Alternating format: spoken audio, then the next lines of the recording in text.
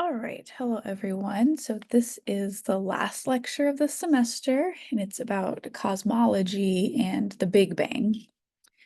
So we saw in the chapter on galaxy evolution that we live in an expanding universe.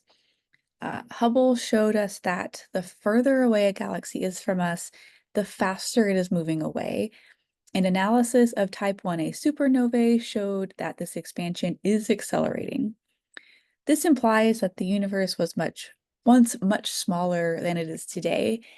And in fact, it implies that basically all matter was kind of crammed into an unimaginably small place some finite time in the past. And so the idea is that at some point the universe started expanding rapidly until we get the vast universe we see today.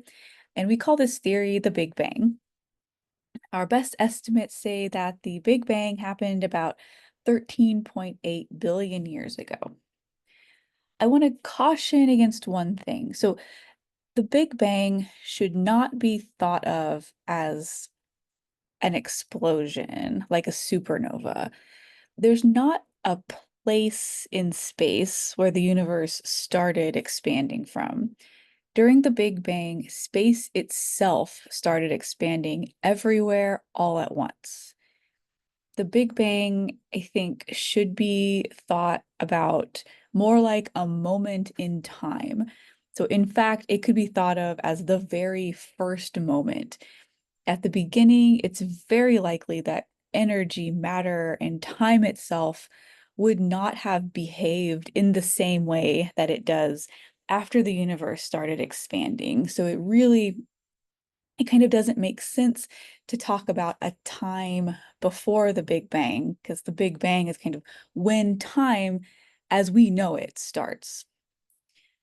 So this is important to keep in mind as we kind of look at diagrams of how expansion may have happened, because it's easy to get the impression that there's a point in space where this all started, when in fact it started at all points simultaneously.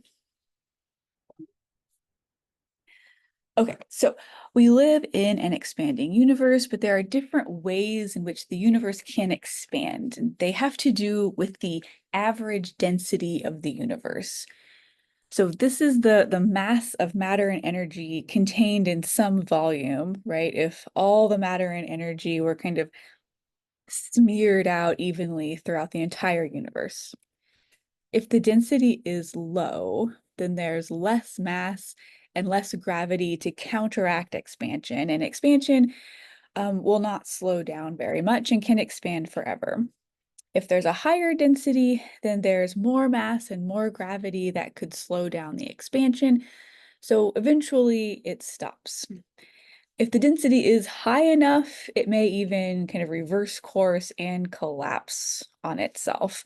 That is what this diagram here from your book is illustrating. We have a critical density that is above, or a universe, a high density universe, I should say, um, that eventually comes back and collapses on itself. The rest of this is also a decelerating universe where it just kind of coasts along. It eventually stop expanding. Um, this one will still expand, but kind of universally or uniformly. And over here is kind of our universe that we think we have, an accelerating universe. So for a given rate of expansion, there is a critical density called rho crit. It's written like this right here. And that's just enough density to slow down the expansion to zero at some time infinitely far in the future. So we have to know what the average density is relative to this critical density. If it's lower than the critical density, we expand forever. If it's higher than the critical density, we will eventually someday stop. So your book has a good plot that shows how each of these scenarios would kind of play out. So a universe with a density more than the critical density is called a closed universe. So this is illustrated here with this first curve right here. So we have the scale of the universe, R, so it's kind of basically thought of as kind of like the radius of the universe versus time, and it will expand for a while, but then stop and come kind of crashing down again. So this represents a universe that also has no dark energy, which is this mysterious something that we think is driving the expansion of the universe. So in this situation, this curve one situation, the universe will stop expanding at some point in the future and begin contracting. So this could lead to what's often called like a big crunch, where the matter in the universe is compressed down again, like it was before the Big Bang.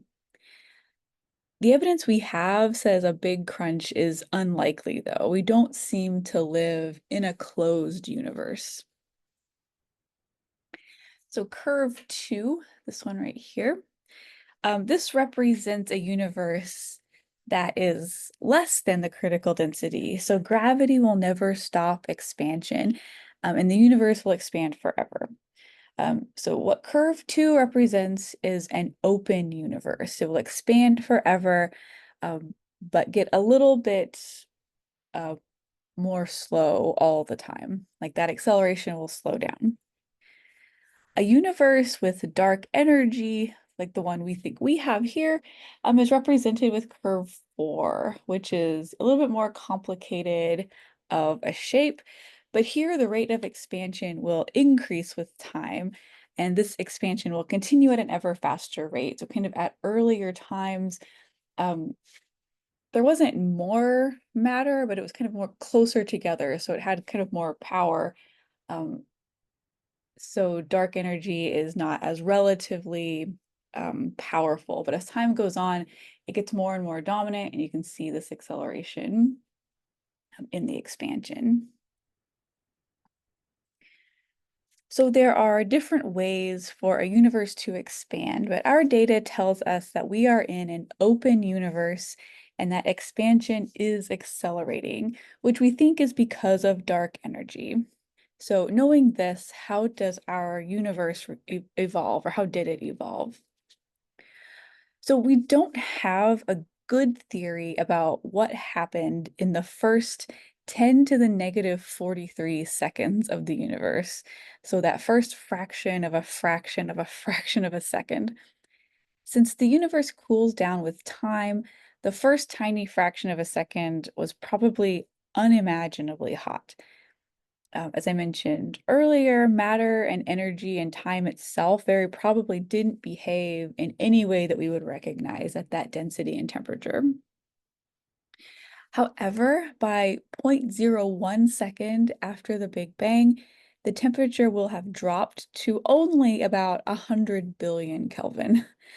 The universe is still incredibly hot and dense, and we think that at this point, the universe is just kind of a hot soup of protons, neutrons, and radiation.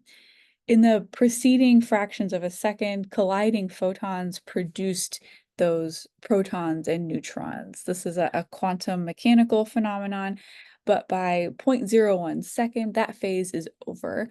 It is not hot enough to do that anymore, but it is hot enough to create electrons and positrons, which are kind of like the electrons opposite. Um, so now we have protons, neutrons, and electrons, but it's way, way, way too hot for these particles to actually come together to become atoms. If we skip ahead to 3 minutes after the Big Bang, the universe has cooled to merely 900 million Kelvin, and it's cool enough for protons and neutrons to combine to form atomic nuclei. They start to make something called a deuterium nucleus, which is a proton and a neutron. And that can go on then to make a helium nuclei. So we have this here, proton and neutron make deuterium, and then deuterium and a proton will make a helium nuclei. They'll also make a little bit of lithium. So the three lightest elements can get made during this time. Most of the universe's helium was made during this time. Very little of the helium we see in the universe today was made in stars, and all of the deuterium that we see was made at this time too. So deuterium is an interesting thing to study if you're into cosmology, because it can tell us a little bit about these first few minutes. So at this time, the universe is still too dense for even light to flow freely. It keeps scattering off of all these free electrons around. So we say at this point, the universe is opaque, right? Light is not getting through. It takes another 380,000 years for the universe to cool enough for stable atoms to form. So at this point, the universe is about 3,000 Kelvin. So it's about the surface temperature of a red star. Now there are very few free electrons to scatter photons because they're all bound up in atoms. And the universe, we say, becomes transparent. Light can travel freely. So matter and radiation start to interact less frequently. We say they are decoupled, right? And they start to evolve separately. So this afterglow, this photon decoupling time, should be detectable, and it is as the cosmic microwave background. So called the CMB, the cosmic microwave background, was predicted in the 1940s by these men at the top of your screen. So we have Ralph Alpher, Robert Herman, and George Gamow. So they realized that just before the universe became transparent, it must have been radiating like a black body at a temperature of around 3,000 Kelvin.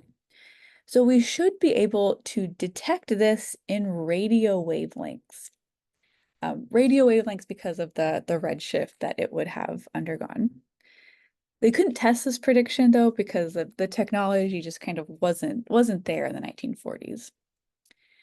But it only took about 20, 25 years for a couple of physicists to kind of accidentally detect it. So Arno Penzias and Robert Wilson were working at Bell Labs and had built a sensitive microwave antenna that they wanted to use for radio astronomy.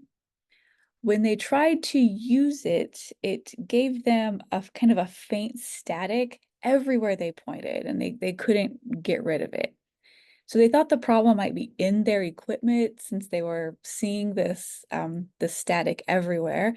But they couldn't find anything wrong. They had discovered that pigeons had nested inside their antenna and kind of pooped all over it. So they cleaned out the nest and all the pigeon poop. That didn't help either, though. So they were kind of stumped. But they discussed their quandary with some astronomers at Princeton, and they realized that this is actually the afterglow of the Big Bang. So the measurements by Penzias and Wilson indicated that the CMB was about 3.5 Kelvin. Um, Later, more precise measurements, kind of taken from satellites in space, indicates that it's about 2.73 Kelvin. The measurements also show some very small differences in the temperature and therefore the density of the CMB, um, which shows that we actually live in a flat critical density universe. So these are some various maps of the CMB made over time. So we have Kobe right here. This was the kind of our first map of the CMB made from space. Didn't have very good resolution, as you can see. We get better with WMAP, but the best right here is the Planck satellite. Very good resolution. And you can see it's not perfectly uniform, but the colors kind of exaggerate it. The temperature and density are actually very uniform throughout, which is something we'll talk about in a little bit later. Okay, so we actually know that there's not enough normal matter in the universe to account for the density. If we add up all of the normal matter, it only accounts for about 5% of the total matter and energy in the universe. And 4% of that is actually hydrogen and helium. The rest of the matter comes from dark matter, which we've seen evidence for in earlier chapters. So dark matter accounts for 27% of the matter and energy in the universe, but that's still just 32% of all the matter and energy. The rest of the 68% is dark energy. So dark energy is this thing we think is driving the expansion of the universe, but we don't know what it is, right? There are some kind of like theoretical hypotheses, but we don't have a good grasp of it yet. There are ideas about dark matter.